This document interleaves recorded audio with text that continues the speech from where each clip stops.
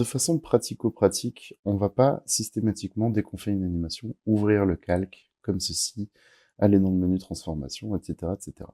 On a des raccourcis assez simples qui vont concerner les animations de base. Alors, vous remarquerez que dans ce menu-là, le point d'ancrage, on l'utilise assez rarement puisque on l'utilise au début. En fait, on le change au tout début direct pour changer la gravité de l'élément. À partir du moment où il est positionné, on a tendance à ne pas le changer, sauf exception. Vous verrez bien. Mais je vais pas m'amuser pour chacun des calques ou si je dois déplacer plusieurs calques en même temps, à aller ouvrir manuellement l'ensemble de mes menus pour aller activer l'animation en mode position. J'ai évidemment beaucoup plus simple que ça. Chacun des paramètres de base d'After Effects contient un raccourci. Par exemple, si je veux changer le paramètre position, je sélectionne mes calques et j'appuie sur P comme position. Je vais avoir directement le paramètre position qui va se positionner ici. Et je peux à ce moment-là intervenir sur plusieurs calques en même temps et générer plusieurs animations sur plusieurs calques en même temps. Il en va de même pour le paramètre échelle. En anglais, on dit size, donc c'est S. Si je veux changer la rotation, c'est R. Si je veux changer l'opacité, on va appuyer sur T comme transparence. Et on peut à ce moment-là fermer l'ensemble en appuyant sur le même raccourci. Alors, de manière pratique, si je veux par exemple activer les paramètres position et rotation, je vais appuyer tout d'abord une fois sur P, et ensuite je vais faire Shift R pour rajouter le paramètre rotation. Si je veux rajouter le paramètre échelle, je vais faire Shift S, et je vais pouvoir ainsi avoir accès uniquement à ce qui m'intéresse. Enfin, on a un raccourci très usuel et très utilisé en motion design, c'est-à-dire que quand vous avez animé des paramètres, et je dis bien animé des paramètres, je dis pas juste avoir mis un effet sur un calque, j'ai la possibilité, avec un raccourci, d'afficher toutes les images clés que contient un calque ou un groupe de calques. Je vais tout simplement appuyer sur U. Quand j'appuie sur U, vous voyez que sur l'ensemble de ces calques, je n'ai mis finalement que des images clés que sur le calque tête. J'appuie sur U.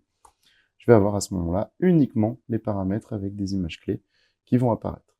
Donc c'est un peu comme ça qu'on travaille dans After Effects. On va sélectionner un calque ou un groupe de calques, on va appuyer sur P, on va appuyer sur R, sur S, sur T pour la transparence, on va rajouter des paramètres. On va beaucoup plus vite que d'aller ouvrir à chaque fois un seul de ces calques. Pour info, pour la suite, il y a le paramètre, le raccourci E, qui va vous faire afficher l'ensemble des effets. Par exemple, si j'utilise n'importe quoi, hein, un effet tas de saturation, et que je mets une image clé dedans, enfin même sans image clé, si je veux le faire apparaître directement dans le calque, j'appuie sur E, et à ce moment-là, il va me sortir l'ensemble de mes effets dans la timeline sur After Effects, évidemment. On a également un raccourci pour la zone de travail. Par habitude, on va travailler sur des tout petits fragments d'animation pour être plus précis à terme sur After Effects. Pour pouvoir bien gérer la timeline, on bouge le curseur où on veut commencer, on appuie sur B, comme Begin par exemple.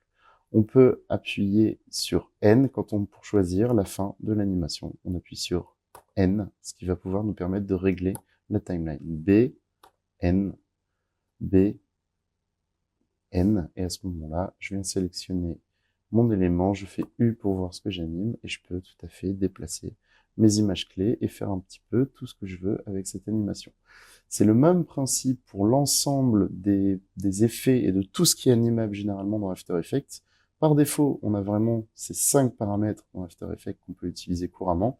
Des effets, cela dit, il y en a énormément. Je peux pas faire de tuto pour vous apprendre un par un tous les effets, ça serait beaucoup trop chronophage et franchement inutile, mais vous avez des filtres que vous allez retrouver hérités de Photoshop, vous avez des flous, vous avez énormément de choses, sans parler des particules sur lesquelles je reviendrai. On a également des options de calque et des styles de calque, comme sur Photoshop également, des ombres portées.